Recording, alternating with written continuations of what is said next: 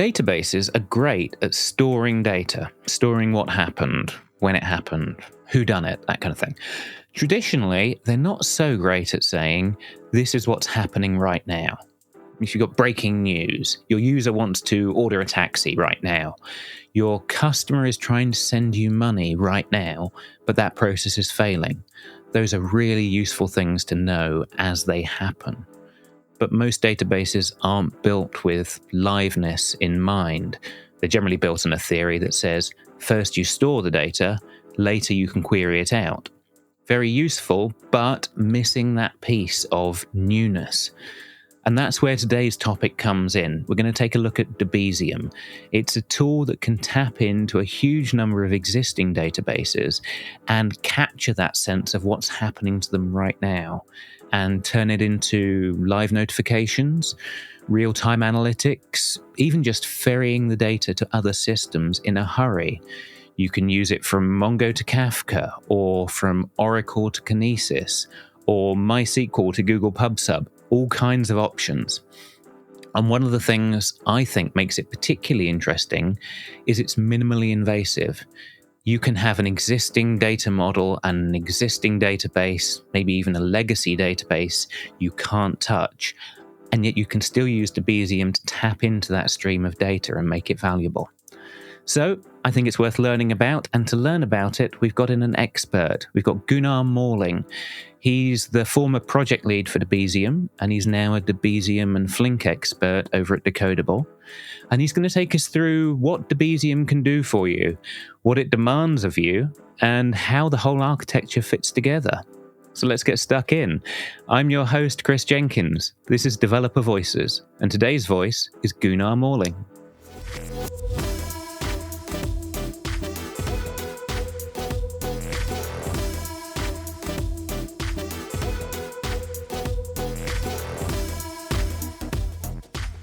Gunnar, how's it going? Hey, Chris. Yeah, all is good. Thank you so much for having me. Really looking forward to our conversation. Me too. Your name, well, the name of your project was dropped in a recent podcast. We had an aside talking about Debezium. Mm-hmm. So I thought, let's get you in for a proper deep dive into what the heck it is. Okay, yeah, that sounds good. Let's do that. You've probably got as good qualifications as anyone on the planet for this. You were the project lead for Debezium for a number of years, right? Right. While I was at Red Hat, I was the project lead for about 5 years or so. Yes, starting in 2017 all the way up to last year. Yes, I spearheaded the project and experienced quite a few interesting things during the time. We'll get into all of that. Well, maybe that sounds more mystique than it is, but yeah, it was a fun time. Sometimes programming isn't a glamorous job. We have to do everything we can to evoke some mystique, right? Exactly. Oh, man, I can tell you about things, Yeah. Oh, don't ask me. I mean, I cannot talk about everything, but Yeah. Okay, so let's get more brass tacks about this. First up, what is Debezium? Why does it need to exist? Well, what it is, it's a solution for change data capture. So in the simplest terms, it's about getting notifications out of your database like Postgres or MySQL or SQL Server or any quite a few more. Whenever something has changed, like something gets inserted, something gets updated, or something got deleted, you want to be notified about this event and then make sense out of that information, right? So you would like to maybe update or invalidate a cache, put the data into a search index. But in a nutshell, it's about reacting to changes in a database and telling the outside world about it. Okay. First dumb question. Why isn't that just a database trigger?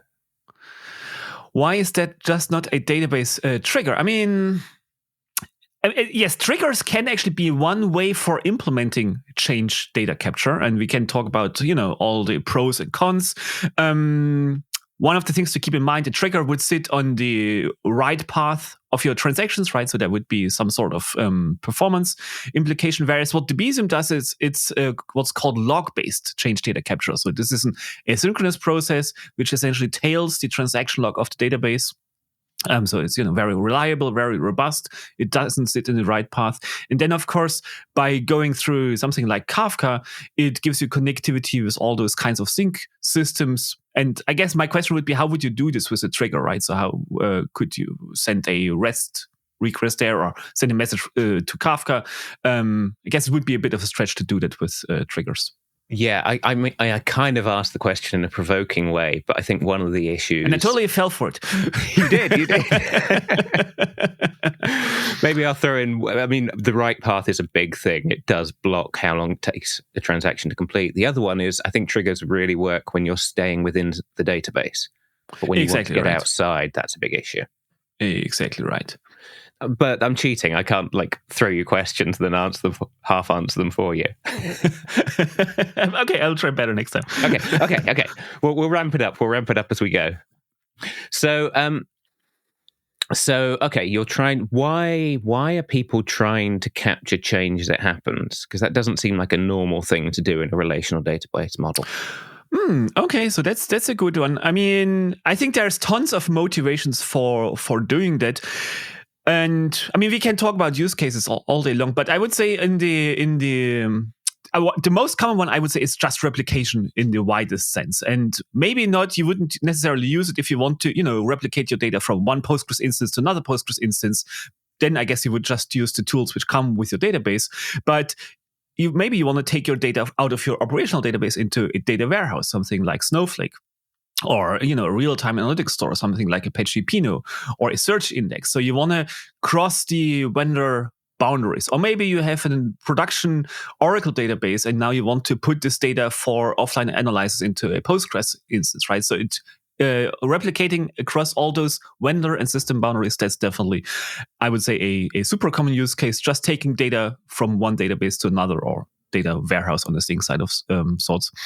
So that's replication in the widest sense. But then there is cache updates, cache invalidation. So maybe you would like to have a read view of your data, which sits close to the user, and maybe it has some sort of denormalized representation of your data model. So you need to keep this in sync, of course, with your operational database. And then reacting to those change events is the perfect way for keeping that cache in sync with your operational database.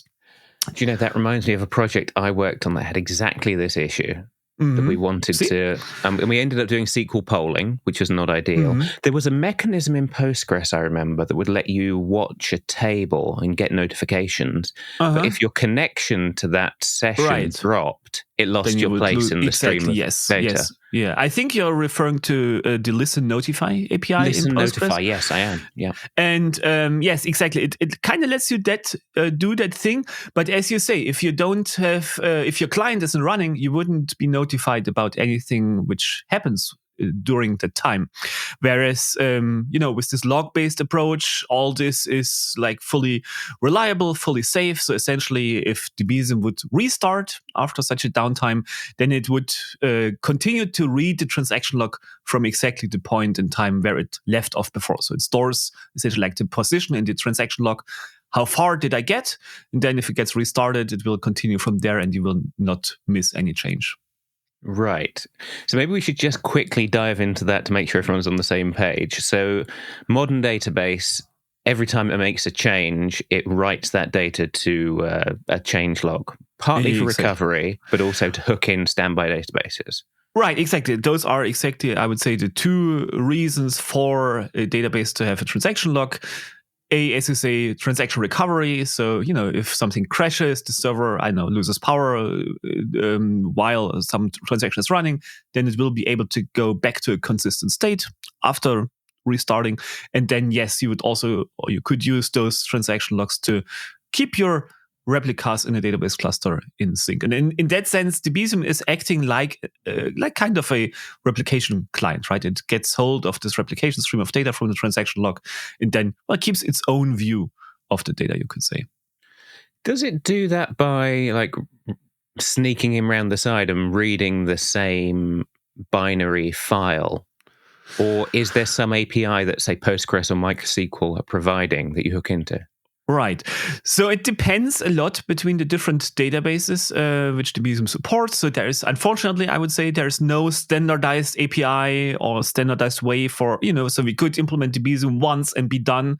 Instead, it's a bespoke effort for each and every kind of database. So in case of MySQL and Postgres, for instance, yes, there is essentially, remote protocols, let's say. So you establish a connection to the database, and then this will give you like a callback, or it will notify you whenever there's like a new event in the transaction log. So you can just be any kind of remote client. For other databases, let's say SQL Server, this gives you essentially a view of the transaction log in forms of what they call CDC tables, so change data capture tables. In that case, Debezium goes to those tables and queries them.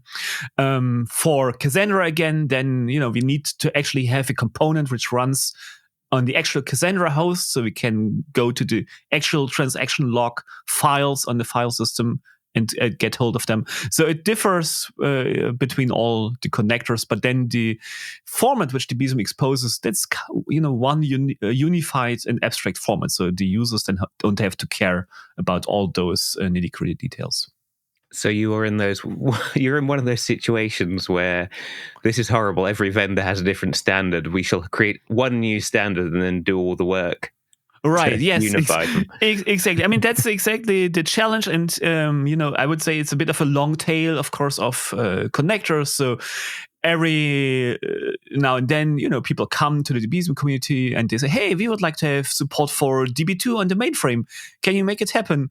Okay, and then the project needs to weigh, of course. So is this like a common thing, or how feasible is it? In terms of DB2 and the mainframe, so how would we even go and test this? Because nobody in the Debezium community has a mainframe under their desk, so how do you even develop this kind of thing? But yeah, that's the challenge. But then on the upside, the project does this sort of unification effort. So as I mentioned, the format which it exposes to users, this is abstract and generic. I would say it's kind of a de facto standard which it managed to establish. It's funny how in our industry it's only the de facto standards that actually seem to work. And the ones where three large vendors get together and announce it, apart from SQL maybe, they all seem to flounder. Right. Yeah. I mean, there were some initiatives around having a CDC standard, but it didn't really go anywhere so far. And I mean, this kind of, with Debezium, it kind of naturally happened. Just vendors would announce their support for the Debezium change event format. So let's say ScyllaDB, they developed their CDC connector for their ScyllaDB database using the Debezium connector framework. And now they also support the Debezium change event format, and then also all kinds of consumers of those change events, they also support this format, something like Flink SQL or let's say Materialize. They actually natively support the Debezium change event format. So this de facto standard thing just kind of happened. Yeah, de facto, I guess. Okay, give me an idea of what that standard looks like then. If I do an update on a user's email address in Postgres, what's going to happen on the Debezium side? Right. So in terms of the event format, mostly it is about the schema resembles the schema of your tables. So let's say, you have this customer table with your email address column, and you have 5 other columns. Well, then your change events, they would have those 6 fields representing those columns by default. I mean, you can override, configure, filter everything, but by default it would be that. And then in case of an update, well, you would have the previous state of this row and the new state of this row. So you would see, okay, email changed from, Chris@example.com to ChrisJenkins@example.com. So you would see old and new value. Again, depending on how you have configured your transaction log, maybe, you want to save some space there so you don't have the old value, but that's the general gist of it. So that's the actual structure. It resembles your table structure. And then there's a large chunk of metadata also part of it. So like timestamps, what kind of event, position in the transaction log, the offset. In case of MySQL, for instance, it can also tell you what was the query which was triggering this change, so you could identify that. So you could use that for analytics as well. Yes, right. So analyzing how your database is used. Yeah, exactly. Yeah, you could. That's interesting. I didn't know that. Okay, and what's in that format? If I've got like 10 columns in my table and I just update the email address, do I get the whole of the previous row and the whole of the new row? And do I get something saying, but it was just this column that changed? So you would, by default, get the whole row for most of the connectors. So for instance, in case of MongoDB and I think Cassandra as well, then you actually just would get any modified columns but otherwise you would get the whole, at least the whole new row. For Postgres, for instance, people typically don't expose the entire old row, but of course, just it would take too much state or space in the transaction log. Okay. But would I also be told which of those fields in the new row changed? Or do I have to infer that? You would infer that just by comparing old and new value, yes. Okay. So I think actually it makes sense. Again, I feel like you're triggering me, but I think it's my job in a way.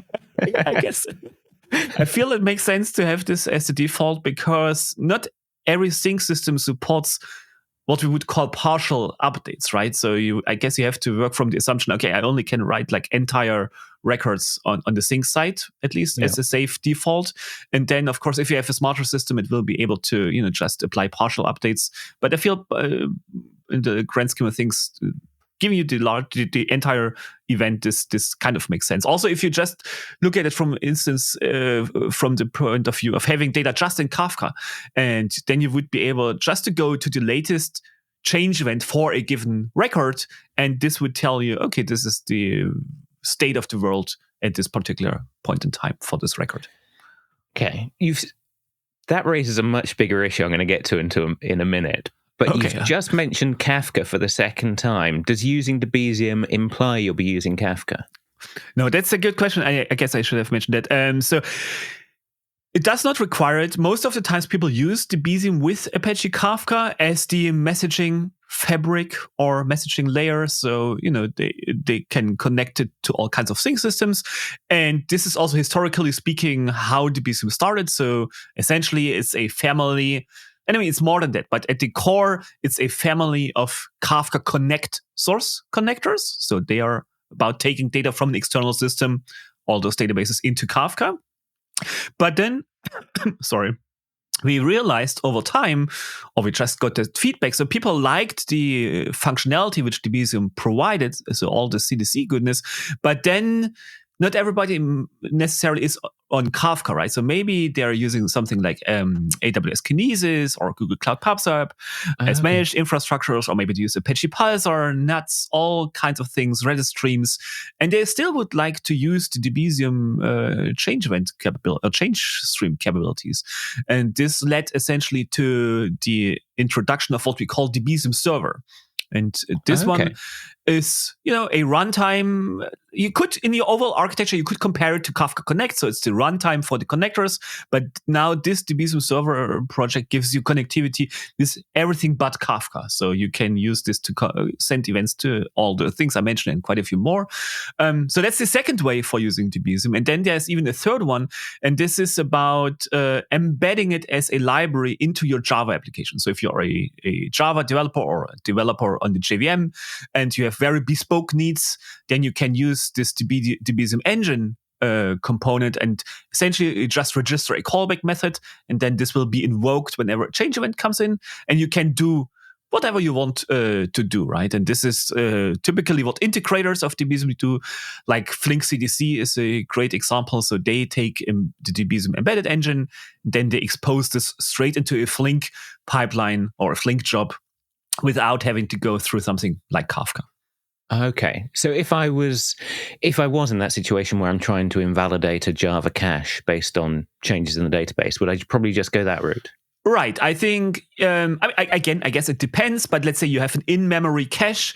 I guess that would be the simplest way of doing that, right? I mean, now there's the question, okay, so application clustered, and is it like, scaled out? Then do you have this invalidation callback in each of your nodes, or do you need to sync this invalidation message yourself? But yeah, that would be one way for doing that. You can always tell when you're speaking to an expert programmer because they start with "it depends." I feel like I should prefix every second answer with that. Yeah. We can't take that as read, but okay. So that seems like an awfully huge amount of work, right? Let's go for that project. And one of the things I instantly wonder is like, are you doing things like you've got a connector to Cassandra that has to be written in Java, and you've got another connector for Postgres that has to be written in C? And how many languages are involved in Debezium? So it's mostly really Java. So just by virtue of being based on Kafka Connect, the connectors are implemented in Java. There's a little C component indeed for Postgres, because in Postgres, the way it works there is this notion of logical decoding and logical decoding plugins, which essentially control the format in which you receive those change events from Postgres over this remote connection. And so for the longest time, and it's still the case, Debezium had its own logical decoding plugin, which emits those change events in the Google Protocol buffer format, so an efficient binary representation. So that's the little C code there is. By now, I also should say, as of Postgres 10, there's a default plugin, PG Output, which is coming with Postgres. It's available in all the cloud providers, like RDS, for instance. So now I would recommend people to use this logical decoding plugin, PG Output. But yes, still there is this C-based component called decoder buffs in Debezium. Okay, so mostly Java with a tiny bit of C. Exactly right. That sounds. I'm just trying to get a. Well, I should also say there's also TypeScript, because there's Debezium UI as well. So there's also a web-based UI for it. Okay. So you can set up things there. This is its fair chunk of TypeScript. Okay, what's the UI do?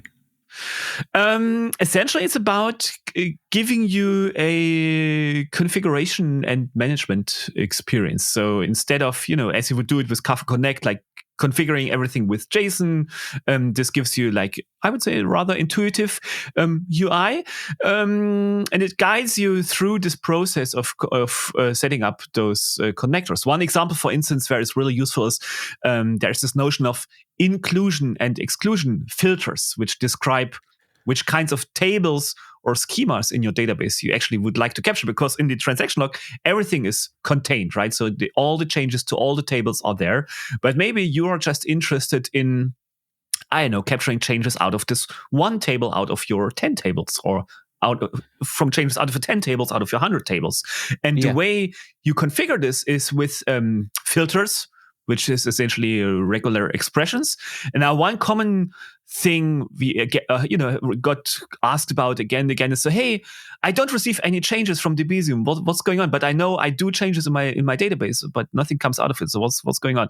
And very often the answer was, well, your filters were just wrong. So you just excluded all the tables. So naturally the connectors wouldn't emit any change event. Everything would be discarded. And now with this UI, it gives you actually a preview. So you specify your filter expressions, and then it will tell you, okay, based on this configuration, this is the set of tables you actually will capture. And this is a huge usability improvement. Okay. That makes me think, because presumably the standard change log has all the changes to the internal tables too. Yes. Right. Yeah. So what's the question? So generally, I guess I would guess generally you don't want to hook into that, except maybe you want to hook into create table statements. I don't know. Can you do that? Yes. So most of the times we would like to ignore any internal tables, and then the Debezium connectors, they just do that by themselves. So I don't know, for Oracle, there's specific schemas, I guess, even, which you would like to just ignore. So they would never arrive, they would never be sent out to the user.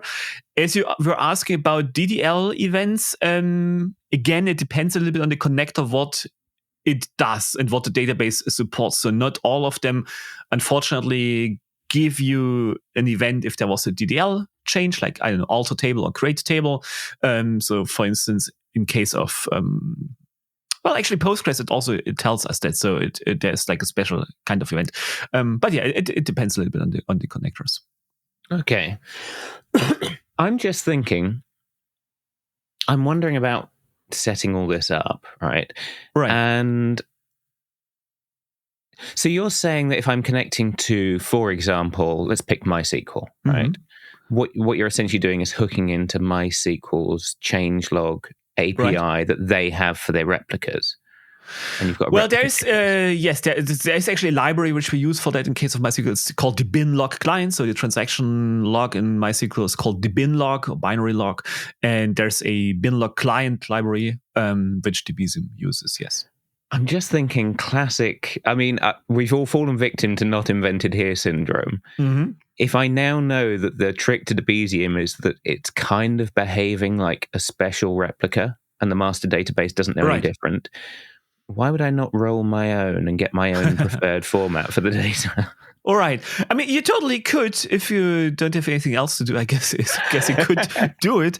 I mean, there's a few things to consider. So, it's very easy to underestimate the effort, I would say. So, there's things like there's a very rich type system, for instance, in databases like Postgres. So you would have to implement support for all those potential types, which there are in terms of data types. There is this entire notion of snapshotting, which we didn't discuss at all so far. So if I go to my transaction logs, I won't have the transaction logs from last year, right? So if or last month maybe, because the database, as you mentioned, it uses those for transaction recovery and replication. So at some point it will discard all the chunks of the transaction log because otherwise your database would just run out of disk space. Now, so I've got every change, but I haven't got any starting state to apply those changes from. Exactly right. And let's say you would like to put this data into Snowflake so you can do analytics.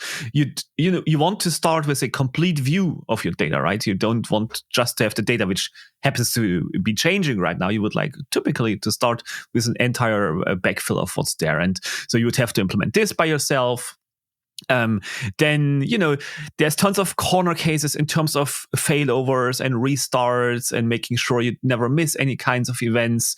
Again, coming back to Postgres, you need to make sure you acknowledge the transaction log you have consumed. Otherwise, the database would hold on to it for forever. There's corner cases there which you can get wrong. So you could sort it all out. I mean, it's software. It's all it's doable. But I would really not recommend it. And the other thing is, of course, you would miss out then on this notion of the de facto change event format, right? So you would come up with your own event format, but then all those sync connectors which support it now. They wouldn't support your format, right? So you would have to address that concern as well. Yeah, I can see that be a lot of. I'm just trying to get a sense of the scope of a project like this, and I think the moment you mentioned implementing the whole type universe, I was put off. Right. And then, there are so many things also to consider, to make this work efficiently. Monitoring, logging. I mean, there is, stories to tell about all of those things. So, I mean, yes, doing a simple POC, which, would print out some change events you get from a database on the command line, that would be quite easy. But then, really packaging it into a, production-worthy system with the complete feature set, that's a huge task. I mean, the team has been working on this for many years, and it's not a small team as well. How big is it? Yeah, let me see. So when I took over the project, it was essentially two guys working it. So it was myself and another Red Hat engineer. So by the way, I should mention that so Red Hat is the main sponsor of the project. So the core engineers, they are employed by Red Hat. But then there's also other companies working on connectors under the Debezium umbrella. So folks like Stripe or Google, who did their connector for Cloud Spanner, they do this as part of the Debezium community. Or Instacluster, for instance, they work on the Cassandra connector nowadays. So it's quite a few companies rallying behind it. But let's say in the core team, I would say it's like 7 or 8 engineers by now, something like that. I'm curious. I mean, this is kind of an aside, but since you mention it, I want to know why Stripe? Why a payments service? That's a good question. I don't know, to be honest, what their use case is, but if I had to guess, it would be feeding data to their analytics store. That's definitely a common thing. I know, there's organizations like Sugar CRM. They work on their CRM tool. They have SQL Server, and they have tons of CDC use cases. So, for instance, they made a huge contribution towards Debezium, so they could enable their deployment of hundreds of Debezium connectors. And for instance, just by means of this scale of use case, the core team, we don't really have the capability to test with 100 databases, and just getting this feedback and then also the contributions from those companies is like super valuable. Okay, yeah, I can see that. I can see their use case, and I can see they're large enough, their use case to become dedicated to an entire person supporting it. Exactly. Yes, and then they have this weird edge case. So yes, if we run Debezium on 500 databases and then we do this particular thing, then it doesn't work. And okay, yeah, so let's fix it. But there's no way in the world for how the team could get on top of that by themselves. Yeah, 500. Well, 500 machines is becoming tenable, but it's still a lot to ask for an open source project. Exactly right. Yes. Okay. In that case, let's get into the idea of snapshotting, which you mentioned, because I could see my first use case for Debezium would be capturing things to send email notifications, right? And that I just need to know what's happened. But the analytics case, I do need to worry about getting the whole world, which I can't get out of the changelog. How do you solve that? Right. So the way it essentially works is, in the simplest case, it just, first of all, the connector will, upon startup, it will get hold of the transaction log, and it will just, get a reference to the current position in the transaction log. That's called the offset. And then it will start a snapshot transaction. So to make sure we scan all the tables which are there. I mean, again, coming back to your filter configuration, right? So it would scan through all the tables you want to capture. You also can customize this. So let's say you work with the notion of logically deleting your data or soft deleting your data. So maybe you just want to export like your non-deleted data into your analytics store. So you could exclude all those soft deleted records. So you can do that.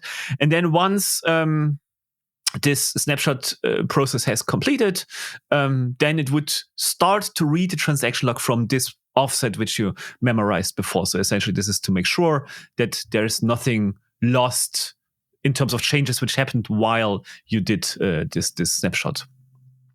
Okay, so you're kind of pinning the transaction log, going to another window logically, and saying select star from users, exactly, and then coming back. Okay, can those two run asynchronously? It's not blocking anything. Yes, right. So this isn't blocking anything. So for instance, coming back to Postgres, I feel like I'm saying Postgres all the time. So let me say Postgres another time. We're definitely guilty on developer voices of saying Postgres to mean generic, good quality relational database. Yes, exactly. And they just get so many things right. And also in this case, so they have this notion of what they call exporting snapshots. So essentially, the way it works, you create what's called the replication slot. So this is essentially a handle to a transaction log, and this, is a pointer to how far you have read the transaction log. So you start this replication slot. This gives you back its starting position, its starting offset. Now you can, and the optional, you also can say, I would like to export this offset as a snapshot, which then means you can start another transaction at this particular offset. And you could even do multiple ones. So let's say Debezium, not quite sure whether they do it by now, showing a bit that I've stepped down from the project. But at least in theory, and it totally should be the case, you could have multiple snapshot transactions all at the same offset. So you could read multiple tables or even multiple chunks concurrently, just to speed up things. And then once you're done, you would start to consume from this replication slot, and you would just be sure you haven't missed anything. And also, of course, any new changes can come in during that time. So yes, that would all be async. Okay, so you're doing like almost like a point in time query that you can then synchronize on both sides. Exactly. Okay, we should link to this in the show notes, but I saw you had a talk at Current, Right, which I watched and was very good, about how that process is now being overhauled. Right. You want to say a bit about that? Tease your talk? Oh, yes. Let's definitely talk about this notion of incremental snapshotting, because, so Debezium always had this notion of, let's call the initial snapshotting, as I, roughly described it. And then there were a few issues with that. So, for instance, you couldn't change easily those filter configurations. So let's say, you have set up your table filters in a way you capture 10 out of your 100 tables. And now you realize, actually, there's another 11th table, which I also would like to capture. So you would change the filter configuration. But then in the traditional snapshotting approach, there was no way for you to actually also capture now this 11th table and then, continue to stream the changes for all the 11 tables. So this was something which just wasn't doable very well. You mentioned, yes, the transaction log gets pinned during this initial snapshot, and that's exactly right, because as we don't consume from the transaction log while this snapshot is running, it would use more and more disk space while this traditional snapshot is being executed. So you're saying freeze that point in the transaction log while I select star from 10 tables. Exactly. And that can get big, yeah. And that can be big. The snapshot can run for multiple hours or many hours if you have a large amount of data. So that's maybe not desirable. Then, sometimes people just want to re-snapshot a specific table. I know maybe they've deleted their Kafka topic accidentally. Should happen. Or maybe they just want to backfill a new sync system they stand up. So they would like to re-snapshot a specific set of tables. And this wasn't something which was doable. And all this is now supported with the notion of incremental snapshotting. I'm not sure whether we should go or can go into details, but essentially it interleaves the events you get from the snapshotting phase and the stream reading phase, so they happen concurrently. So all those problems are kind of solved. Also, you can trigger them interactively, so you can interactively say, I want to capture this table customers, and it will go and do this while it continues to read from the transaction log. So, yeah. So it's still very active. You could think it was just, read that file and turn it into the format. Right. And then spread that out to many databases, but you're still actively improving the processing. Oh, yeah, absolutely. There's so much things which still can and are being done. New connectors are added all the time. This snapshotting process is being reworked. I'm sure there's tons of things which can be improved still in terms of performance, really making sure everything happens in parallel, all this kind of stuff. And then, of course, Debezium, traditionally speaking, it just concerned itself with getting data out of a database into something like Kafka, right? Or Kinesis. But then, of course, you don't do this for just of the sake of putting your data into Kafka. You want to do something with it, right? So you need to take this data and put it elsewhere, as we discussed. And Debezium, it just wasn't, and I would say still isn't really the scope of the project, but still people came to the Debezium community and said, so how can we take now this data and put it into another database? And this is why they just recently added a JDBC sync connector. So now there is also a sync connector, which allows you to take the data from Kafka and put it into all kinds of databases which you can talk to via JDBC, so all of them, I guess. And this is very nice in terms of usability because, things like this Debezium UI, they can give you a complete end-to-end experience. Also, those connectors, they work very closely with each other, right? So I don't know, if you were to use I should say, Confluent has a JDBC connector, right? And there's other JDBC sync connectors. You need to make sure they are configured the correct way so that they work together. Whereas now here, as Debezium is providing source and sync connector, all this gets very seamless. It can reason about schema changes and apply them to a sync database. So having this sync story, I think this is a huge value add to the project, and this by itself creates lots of new things to work on. Yeah. Even if it were exactly the same quality as all the others. It comes with the same assumptions on the write end as the read end, and that's going to make things easier, right? Yeah. Exactly, yes. So that is it that then gets into what you mentioned earlier, where we're saying like you might want to do replicating Oracle to MySQL. Right. Exactly. It could be used for that, right? In that scenario. I hear you holding your breath as you answer that question. Do you think, is it a sane thing to do? If that was my task, I wanted to get Oracle into MySQL, would Debezium be a good choice? Yeah, definitely. I mean, people do it, right? So maybe, I used to work in environments where you just wanted to have a database with the data from yesterday, so you could run some ad hoc queries or develop like your new functionality against it, and get like execution plans and all this kind of stuff, not from the live database, but from this other database. And yeah, sure. I mean, maybe you don't want to use like this super expensive database for that purpose, so you use another one. I could see that, and people definitely do that. Okay, cool. That sort of relates to one of the reasons I started thinking about let's do an episode on Debezium. We did, as I mentioned, we did this episode on real-time data streaming and why we care with Thomas Camp. And we were considering, like, if you've got an existing batch-based system, stuff feeds into, let's say, MySQL through to your website, you know, standard architecture. And you want to say, I would like to get into real-time eventing. I can see some advantages to it. But change is expensive and new projects are risky. What's the minimum step I could take? Would that be just turning your database back into a real-time stream of events using Debezium? Is that a sane first step into the real-time world? So I'm not quite sure whether I fully understand what you ask. So you have a batch-based architecture, and you want to... just imagine a traditional stack where there is MySQL at the heart of it, and you're doing transactional updates to stuff, and you would like to start doing real-time notifications to clients or something. But you don't want to overhaul the entire thing and say, okay, let's have an 18-month project to do event systems that's going to actually take 3 years that's going to fail. Right.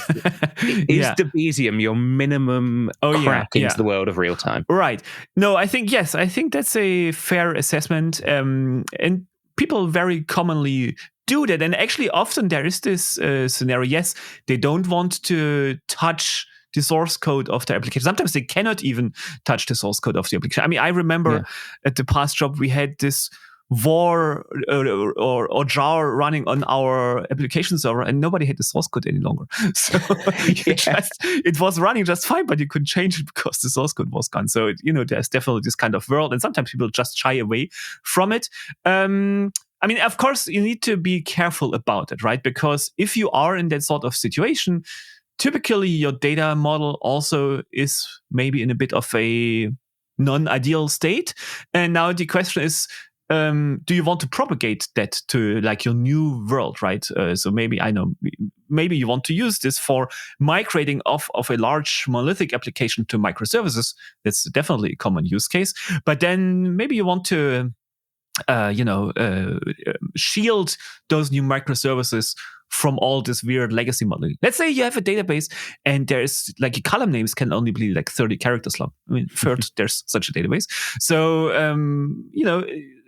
you want to have some sort of transformation layer in between oftentimes.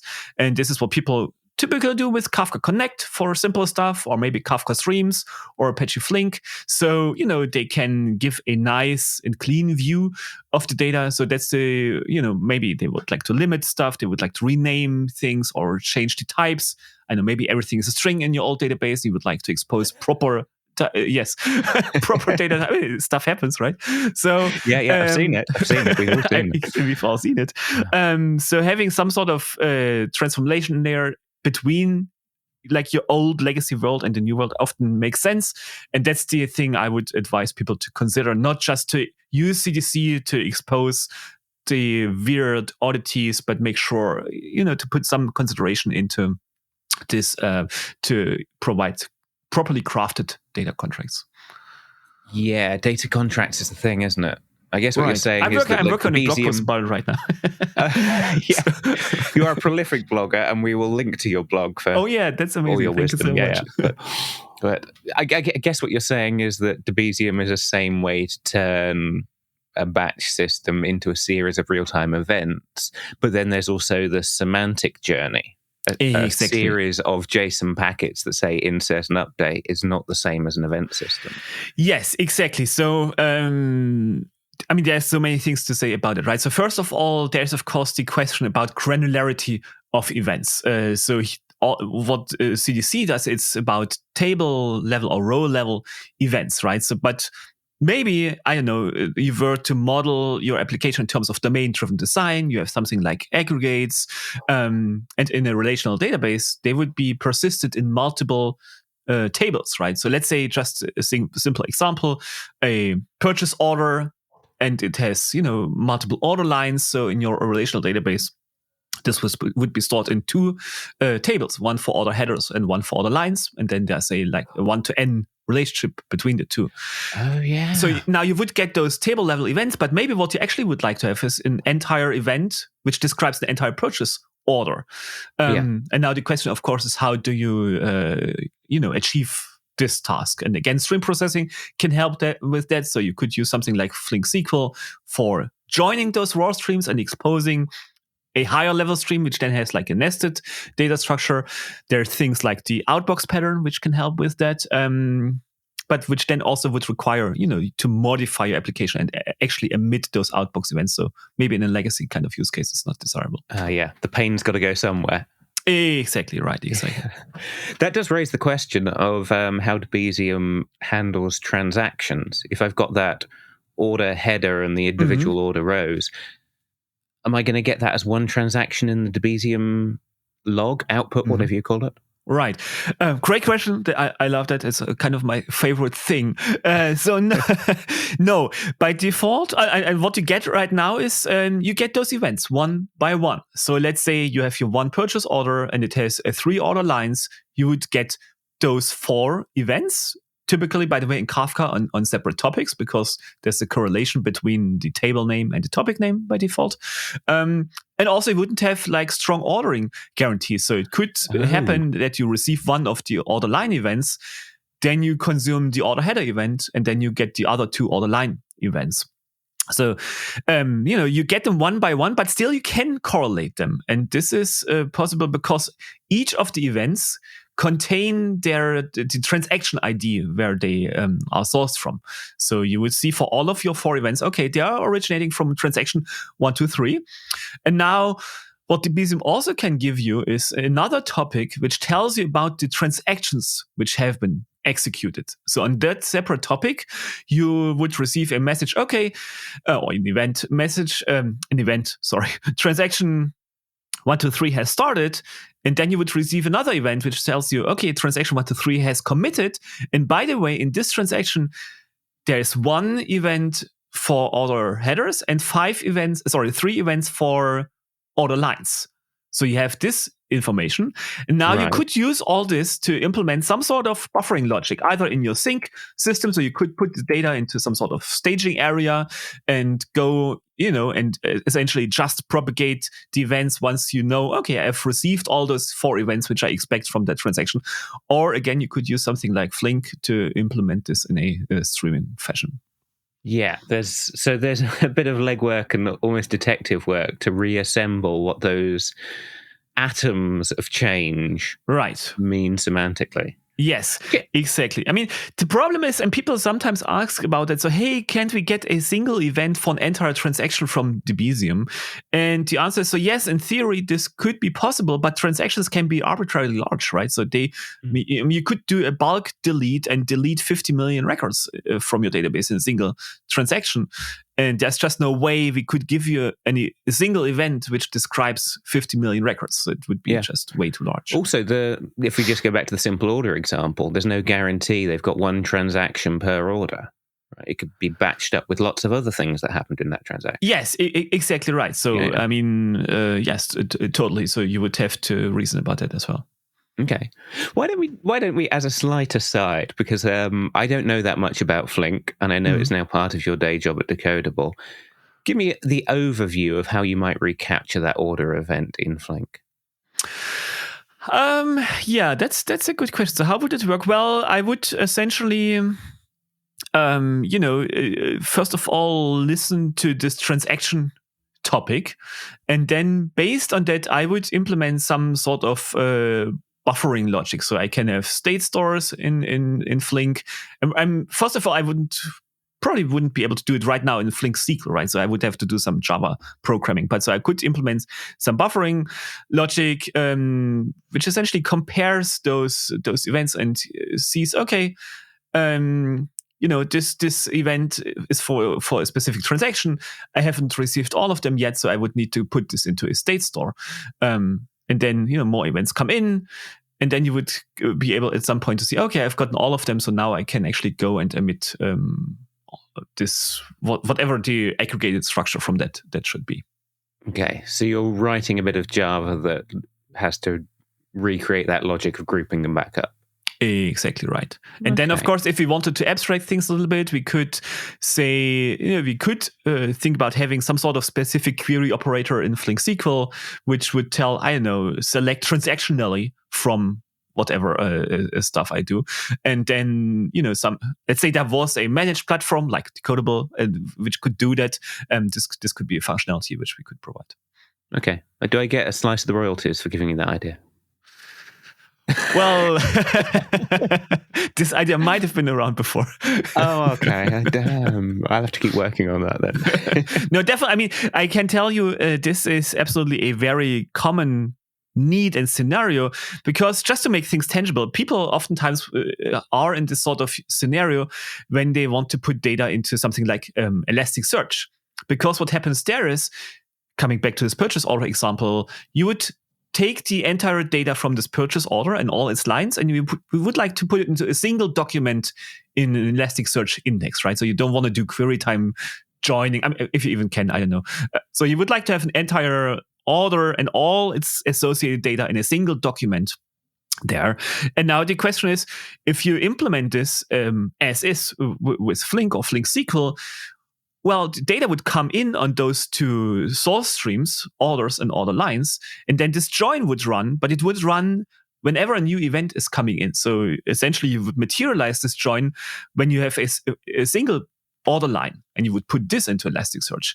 The next line comes in, so you would materialize it again, and you would have an order with 2 out of 3 order lines. So you would have like a partially complete view on the world. Now, let's say the user comes at this point in time and they go to Elasticsearch and do a query, depending on the specifics of timing and so on, they would get like incomplete search results, right? So ideally, what those people want to do is they would only write to Elasticsearch once they know, okay, now this document actually is complete, and this is, the complete view of this data. So this is a very common requirement.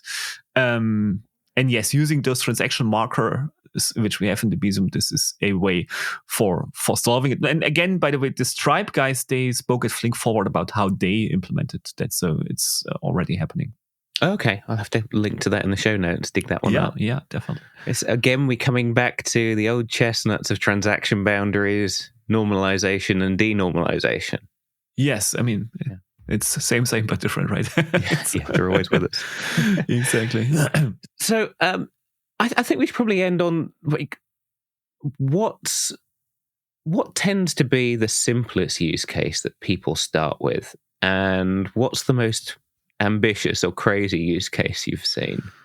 Okay. Give me some real world things to take this home. Right. I mean, most simple, definitely, I would say feeding data to OLAP or OLAP stores or data warehouses. I feel like that's the most common thing people would do. By the way, also, we didn't really touch on latency and why it is so interesting to do this all in real time. So I know of people who take the data from their operational MySQL clusters and put them into Google BigQuery so they can do analytics there, and they have an end-to-end latency of less than 2 seconds. So it's really like kind of instantaneous. And this opens up many interesting possibilities, right? So to be able to go to your data warehouse and have a live view on the data, so you could drive dashboards off of that and all this kind of stuff. So I would say that's like the most common, and I would say also simplest use case. Well, in terms of most complex, that's an interesting one. We have an interesting one at Decodable, where we actually use it for propagating changes from our control plane database to our data planes. When people create like new things in Decodable, like a new connection, we would like to react to that, so we can then materialize the resources in our data plane.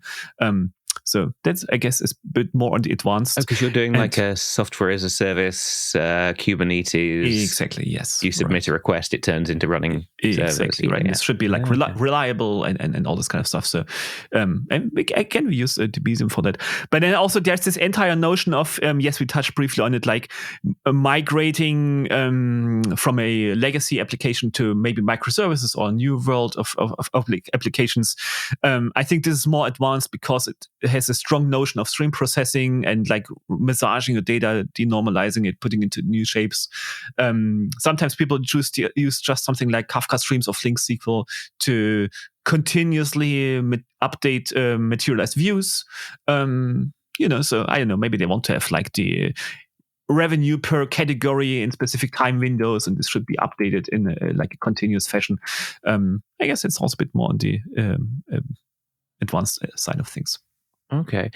I'm going to cheat. I'm going to break my own rules. I'm allowed to, because I know you did a talk about this as well, and you hinted about it, and we really shouldn't leave without discussing this. Okay, let me guess. Going from a legacy system to a microservices system. Yes, I can begin to see how that fits in, but you did a whole talk about it. I can't see. Give me a teaser on how Debezium fits into we're migrating to microservices. Oh, okay. Yeah. I'm so glad you asked. So there's an interesting pattern there, which is called the strangler fig pattern. Strangler fig. Right. So the idea is right. The idea is, so there's this strangler fig plant, and it kind of wraps and strangles its host tree. And at some point, this old tree dies off. Does that make sense? I know, but so it's it strangles around that old thing and grows from there, and that's kind of the picture for that migration approach. So the idea is, you don't want to do like a huge big bang migration where you, as you say, you work on this for 3 years and it takes another 3 years and then it fails. So rather, you want to go gradually, and you want to reduce the risk, and you want to go step by step. So the idea is, you take one chunk of your functionality. Maybe you start with a single view in your web application. I don't know, like the order history view. So that's the thing you want to serve from a new, shiny microservice written in Clojure. I don't know, something like that. And so you start to extract this functionality from the monolith into your new microservice. It's its own thing. And of course, this should now have its own state store. It should have its own database, right? So you don't really want to share data stores across service boundaries. So it would have its own data store, and then you would use CDC to propagate all the writes, which and at this point still go to the old monoliths. So you would go propagate all the changes from there over to this new database of the new microservice.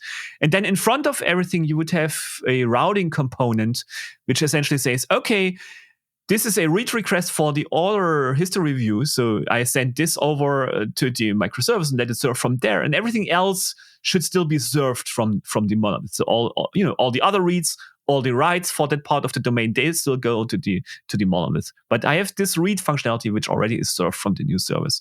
And you use CDC to gradually extract data from the old database to the new one, keep them in sync, and then you would keep going, right? So you would extract more functionality. At some point, you would say, okay, everything which is related to purchase orders, this should now be owned by this new Clojure service, or I don't know, Elm or Zig. What's your favorite language these days? So let's say Haskell. We don't mention Haskell, yeah, right. So this is new here. Haskell service. Does anybody build web service in Haskell? I don't know. But so you Yes. do. Okay, so you have this new Haskell service for purchase orders. And, this receives now reads and writes for that part of the domain. Yeah. But then it could still be you have functionality in the old application context, which needs to know about purchase orders, right? So essentially, now you could say, okay, I also propagate changes from purchase orders back to the old world, so we can, reference the data there and so on. And so you would do it like bidirectional, but you would just have to make sure, that for each part of your domain, for each table essentially, or each aggregate, there's one system which is in charge, right? So what you should avoid is like having rights to, customers or purchase orders on both sides of this architecture, because then you would end up like propagating them forth and back in cycles, and it would be kind of weird. Yeah, end up with a reconciling multiple master databases problem, which is always horrible. Exactly. Yeah. So you shouldn't do that. But otherwise, Haskell for your web services, go for it. I'm going to have to do a whole episode on that because it's very nice. Oh, yeah. I will watch it. Maybe I'll do a coding walkthrough or something.